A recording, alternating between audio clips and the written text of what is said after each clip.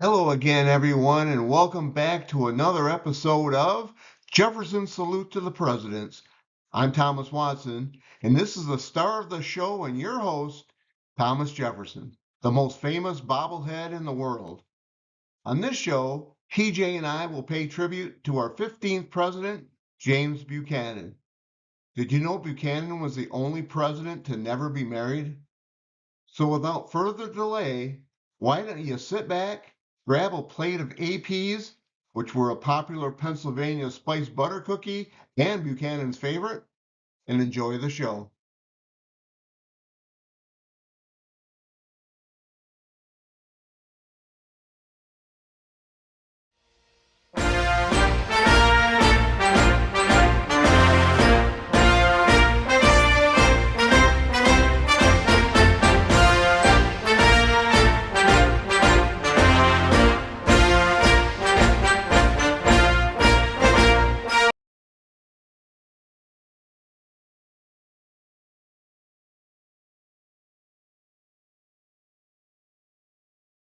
This is Buchanan Birthplace State Park, located near Cove Gap. This park marks the birthplace of President James Buchanan.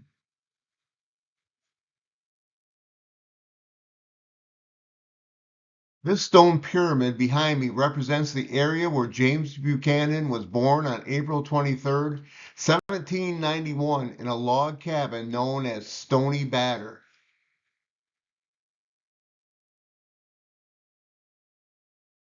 Stony Batter was a complex of cabins, barns, stables, storehouses, a general store, and an orchard that James Buchanan Sr. owned. Pioneers traveling from the East Coast through Cove Gap stopped there to replenish their supplies.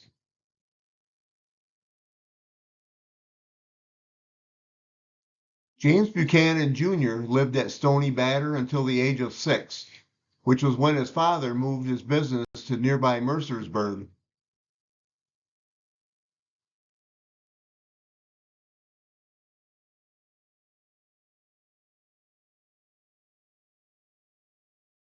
Known today as the James Buchanan Hotel, this building behind me was built in 1796 on property purchased by James Buchanan Sr. in Mercersburg. This building was not only the boyhood home of the future president, but it also served as his father's business as well.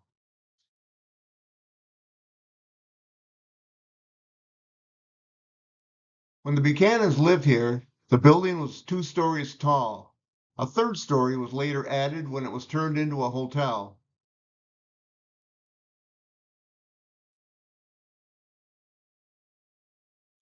Buchanan was 16 years old when he left Mercersburg, but during his time in this house, he learned from his father how to keep things accounted for and in their proper place.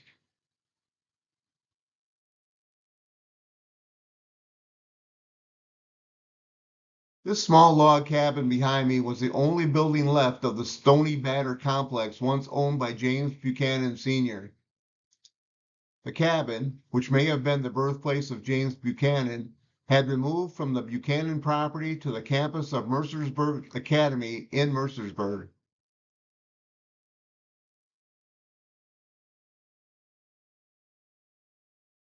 While this cabin was part of Stony Batter, there was no way of knowing for sure if Buchanan was born in that particular building.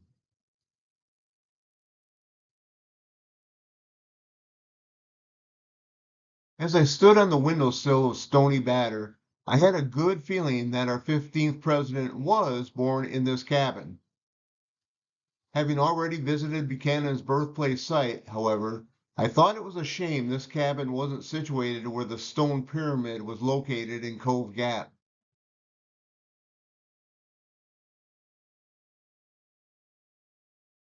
I found this house located across the street from James Buchanan's boyhood home in Mercersburg. It turned out to be the childhood home of Harriet Lane, the president's niece. She later became his White House hostess.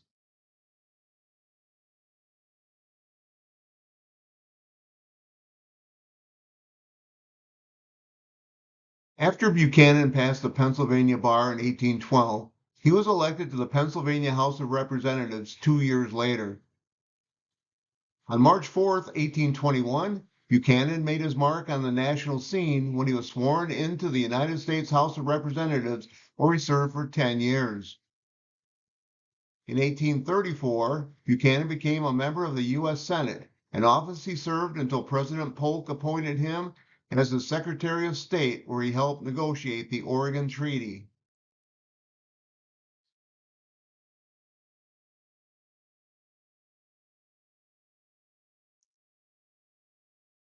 During his time serving as Secretary of State, James Buchanan purchased the mansion behind me, which he named Wheatland. Wheatland had been built in 1828 and was located just west of downtown Lancaster, Pennsylvania.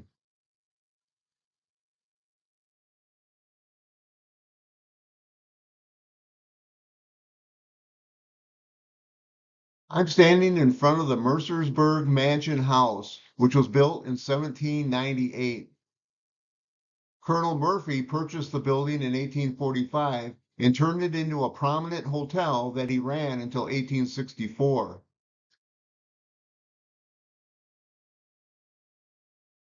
In 1856, James Buchanan gave a speech from the hotel's balcony. It became the first speech of his presidential campaign. During his speech, Buchanan was heckled by some young boys for his position on slavery. The hecklers were persuaded to taunt him by political foes of Buchanan.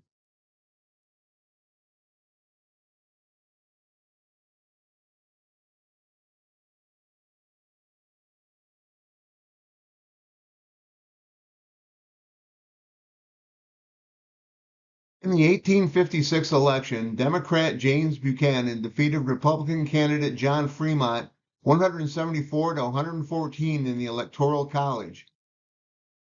Millard Fillmore, representing a last gasp effort by the Whigs, garnered 8 votes to end his attempt at re-election. On March 4th, 1857, James Buchanan recited the presidential oath of office on the east portico of the United States Capitol. History was made that day when Buchanan's inauguration was the first ever to be photographed.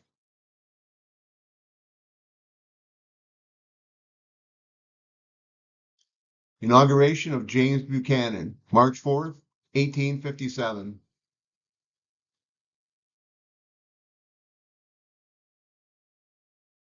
When President Buchanan took up residence in the Executive Mansion, he brought with him his niece, Harriet Lane, to act as First Lady. Buchanan was a bachelor when he was elected and is our nation's only president to never marry during his lifetime.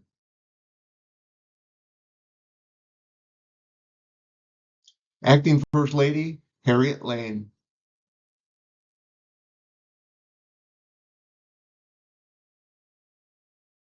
From the moment Buchanan had delivered his inaugural address, when he said he was in favor of the Kansas-Nebraska Act of 1854, the president made no efforts to take a stand against the issues of slavery. Matter of fact, Buchanan even made a backroom deal with the Supreme Court when it came to their decision in the Dred Scott case, which was decided just days after he took office.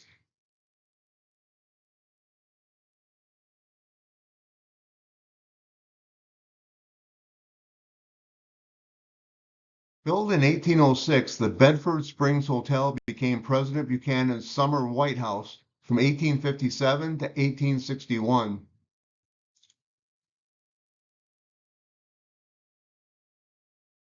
The area became famous for its natural freshwater springs, which were believed by Native Americans to have healing powers.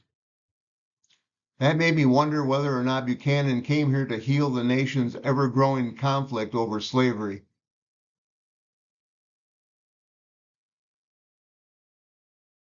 The first transatlantic cable sent from England to the United States was received by President Buchanan at this hotel on August 12, 1858.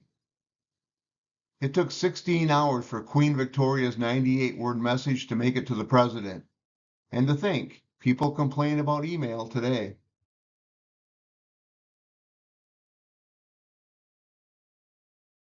When I posed in the lobby of the Bedford Springs Hotel, I envisioned President Buchanan as he walked through here on his way to his suite.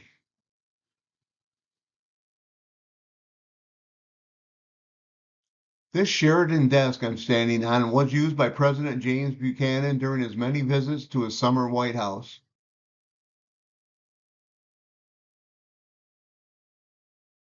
James Buchanan first came to this hotel as a young attorney in 1816 and spent most of his summers here until he became president in 1857.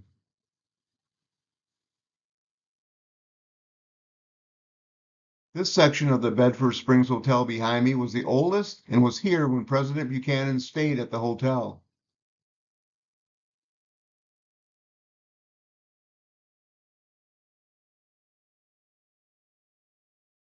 During the second half of his term, which he had vowed would be his only term, Buchanan constantly butted heads with the Republicans in Congress. It got so bad, the president got revenge when he vetoed the Homestead Act on June 22, 1860, a bill which most leaders on both sides of the aisle wanted passed. During his 4 years in office, 3 states were admitted into the Union: Minnesota in 1858, Oregon in 1859, and Kansas in Buchanan's final 2 months in office. Even though James Buchanan has been deemed our worst president in history, those 3 states that were admitted under his watch gave us a total of 34.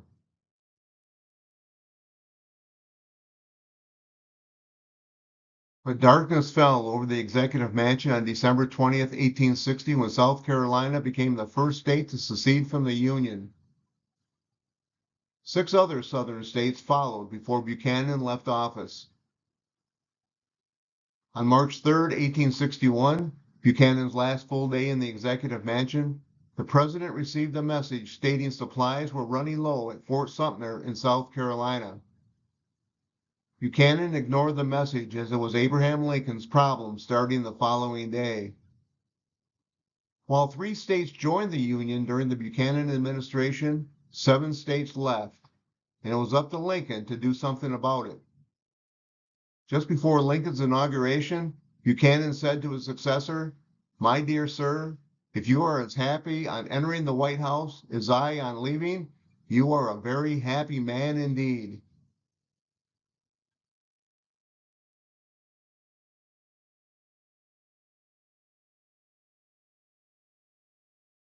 After attending Abraham Lincoln's inauguration on March 4, 1861, James Buchanan returned to his estate in Lancaster, where he watched the Union continue to fall apart.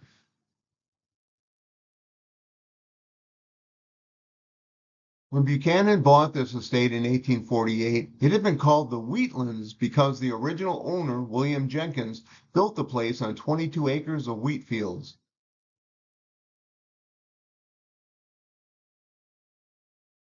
When I was carried around to the back of Wheatland, I saw Buchanan's privy. I got to tell you, it was one of the more impressive 1850s presidential bathrooms I've ever seen.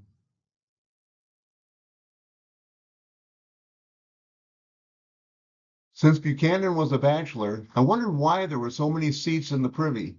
Did he need a place to stash classified documents when he left the White House?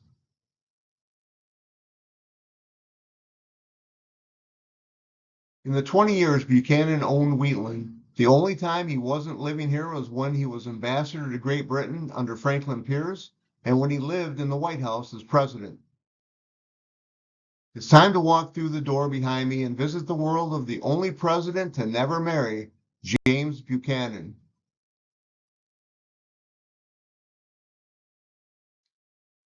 This is Wheatland's parlor where Buchanan entertained guests. Can you see me and my photographer in the mirror located on the far wall?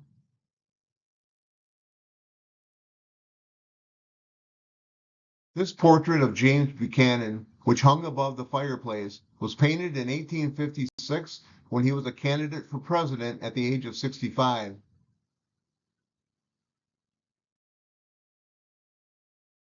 As I stood on the dining room table, I had a great view of some of the White House china used by Buchanan while in office.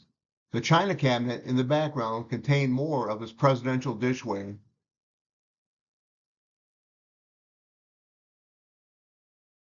I couldn't believe it when I was placed next to a fork and plate possibly used by President Buchanan during his time in the White House.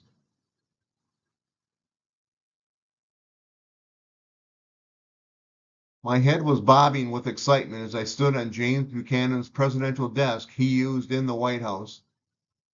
To me, it was like standing on the actual Resolute desk in the Oval Office, a desk that I will likely never see in person.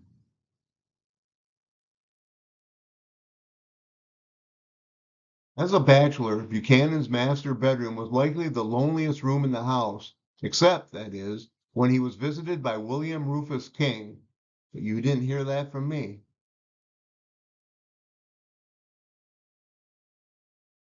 This bed was authentic to Wheatland and identical to the bed in which James Buchanan died, but it was brought into the house after the president's death by the new owners of the mansion.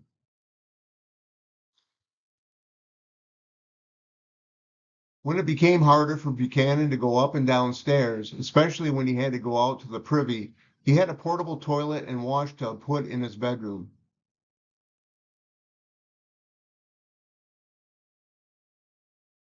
After catching a cold in May, James Buchanan died in his bedroom on June 1st, 1868, from respiratory failure at the age of 77.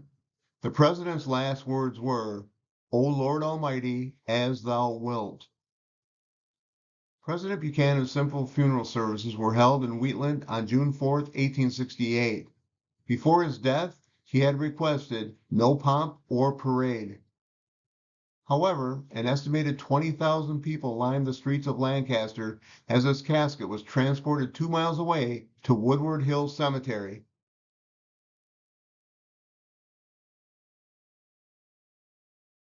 3 days following his death, James Buchanan was laid to rest in Woodward Hills Cemetery in Lancaster.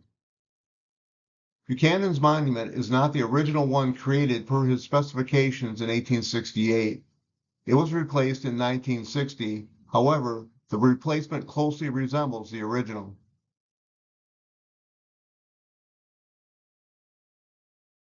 Days before his death, James Buchanan said, "History will vindicate my memory from every unjust aspersion." I hate to say this because he was one of our 47 presidents, but I think James was mistaken. He's still considered the worst president in American history.